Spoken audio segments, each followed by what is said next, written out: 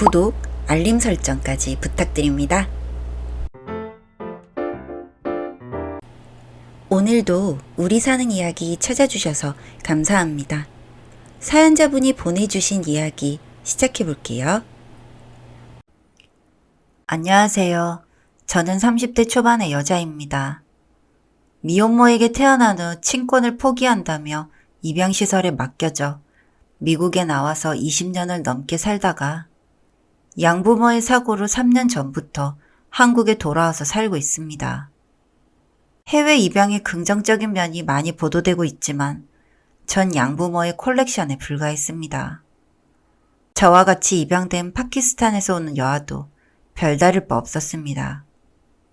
양부모가 운영하던 공장에서 잔심부름을 하면서 학교도 다니지 못하다가 우연히 그 사실이 알려져 온갖 정신적, 육체적 학대를 받으면서 겨우 고등학교를 마치고 한국으로 돌아오게 되었습니다. 당시에 손에 쥔 거라곤 우리 돈으로 2천만 원에 불과했습니다. 집을 얻기에도 빠듯한 금액이었지만 겨우 월세방을 얻어 매일같이 이런저런 막노동을 하면서 하루살처럼 살았는데 이래서는 안 되겠다 싶어서 취업을 하게 되었습니다. 영어에 능통한 덕분인지 운 좋게 직업상담소에 계약직으로 취직이 되어 첫날부터 통역을 기반으로 한 상담을 진행하게 되었습니다. 그러다가 관공서에 자리가 나서 좀 더 나은 조건의 무기계약직으로 일을 하게 되어 사이버 대학을 다니면서 어렵게 학사학위를 딸 수 있었습니다. 전공은 사회복지학이었고 실습까지 하면서 1급 자격증을 땄습니다. 한국에서 아무도 없이 혼자 살면서 나이를 먹는다는 것은 서글프고 괴로운 일이었습니다.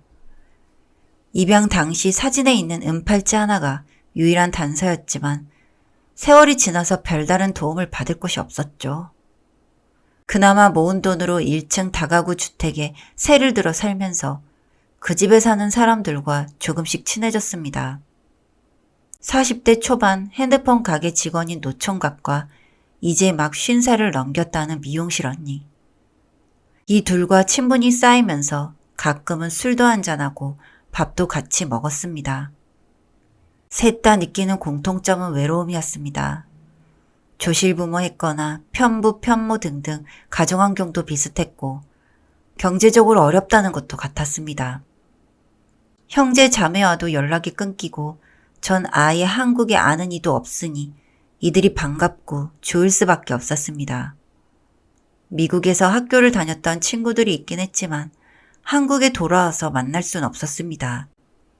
그들은 거기서 뿌리를 내리고 있었기 때문이었죠.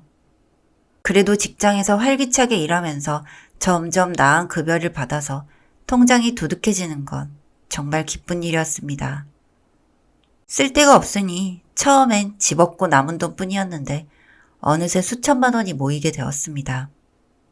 언제까지 직장을 다닐지 몰라서 일단은 좀 더 배움을 익히고 싶어 대학원을 다니게 되었습니다.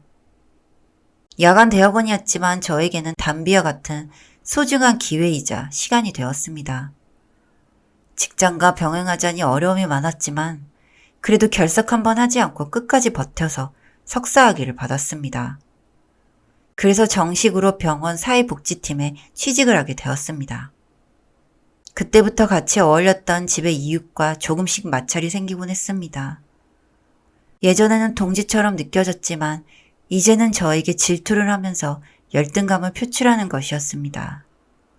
쇼핑을 해도 어디서 산 거냐, 얼마냐를 묻고 넌 우리보다 잘 버니까 네가 내라는 둥 하면서 같이 먹으면 먼저 나가버리기 일쑤였습니다. 점점 감정이 상하면서 안 되겠다 싶어서 이사를 결정했습니다. 대학병원 앞 원룸은 전세 8천에 얻었습니다. 그중 3천은 대출이었지만 그동안 벌어둔 돈과 합쳐서 그럭저럭 나쁘지 않은 환경에 집을 얻게 된 것입니다. 공기도 좋았고 남양이라 해가 잘 들어서 그게 제일 좋았습니다. 이사 가기 전날 두 사람은 제게 사실 미안했다고 너무 부러워서 그런 거니까 나쁘게 생각하지 말라고 잘 살라는 말을 남겼습니다. 그들이 준 선물은 조그마한 태블릿 PC와 고데기였습니다. 요긴하게 잘 쓰겠다고 하고 전 그들과 마지막 술자리를 하며 이별을 고했습니다. 미용실 언니는 잘 해줄 테니까 가게 와서 머리하라는 말도 덧붙였습니다. 그리고는 제 손을 잡고 친엄마를 꼭 찾으라고 당부를 건넸고요. 제가 얻은 원룸은 거의 다 의대생이거나 병원 식구들이었습니다. 자주 마주치면서 움츠러들기도 했지만 그래도 다들 제게 호의적인 편이었습니다. 미국에서 살 때 병원에서 도우미로 1년간 파트타임으로 일한 적이 있었는데 그 경험이 많은 도움이 되었습니다. 이사를 온 후 제일 먼저 생각한 것은 무엇보다 주거 환경이었습니다. 병원 앞이라 그런지 몰라도 위생이나 입지 조건은 좋았고 전 그저 제 방을 꾸미고 관리하는 데에만 신경 쓰면 되는 것이었습니다. 사회복지팀 업무는 사람을 많이 상대하는 곳이라 다소 힘든 점은 있었어도 전 주로 외국인 담당이라 그리 어렵지 않게 일을 해나갔습니다. 그러던 중 저에게 호감을 보이는 분을 병원 내에서 만나게 되었습니다. 내과 의사였는데 저와 같은 주에서 고등학교를 졸업한 분이라 말이 통하게 되어 친구처럼 지내게 되었습니다. 보통은 같은 의료인이 아니면 말을 잘 섞질 않는데 처음부터 절 친근하게 대해주었습니다.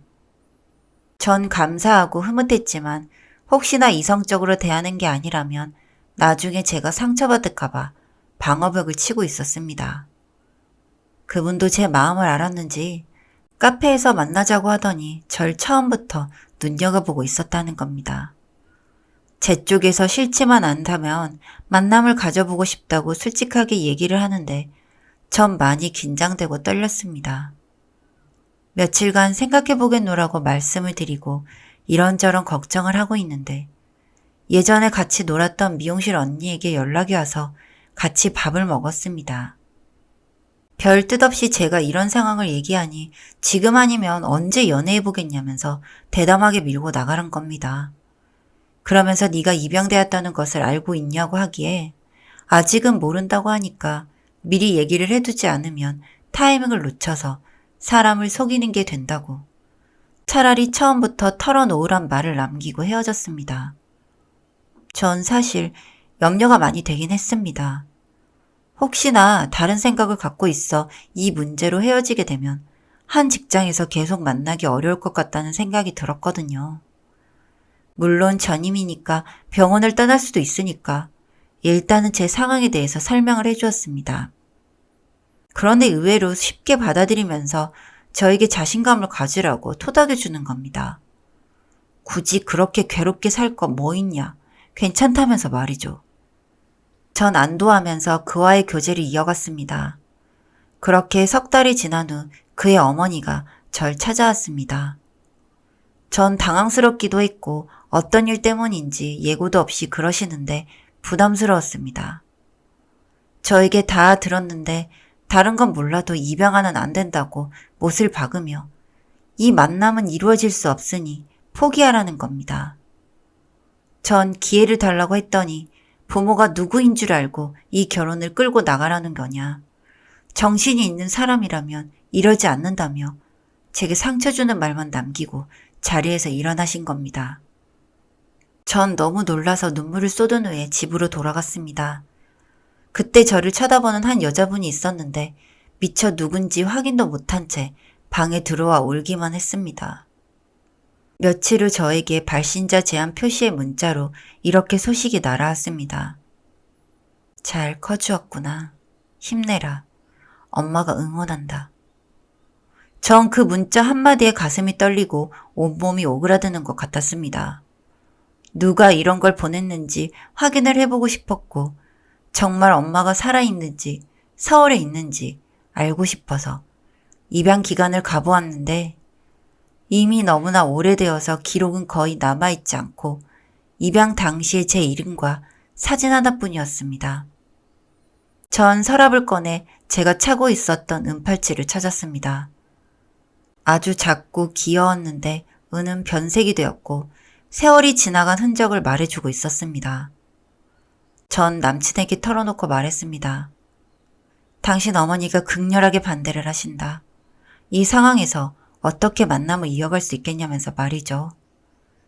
그러자 뒤늦게 자신도 국내 입양으로 이 집에 오게 되었고 그 사실을 아는 사람은 엄마의 사촌 언니뿐이라고 했습니다.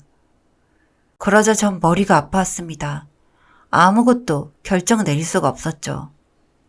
시간이 흐른 후 그 동생이 저의 생모라는 것을 알게 되었습니다.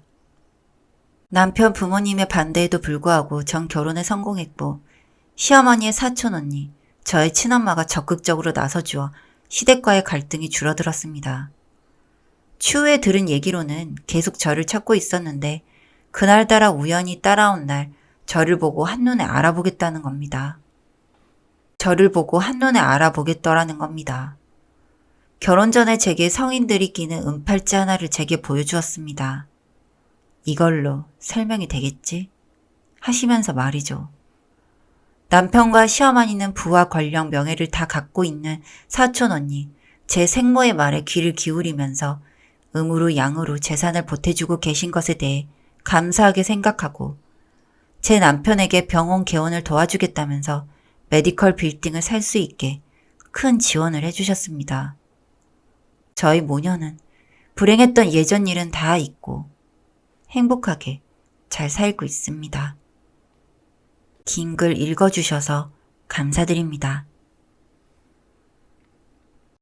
사연은 여기까지였고요. 우리 사는 이야기 시청해주셔서 감사합니다.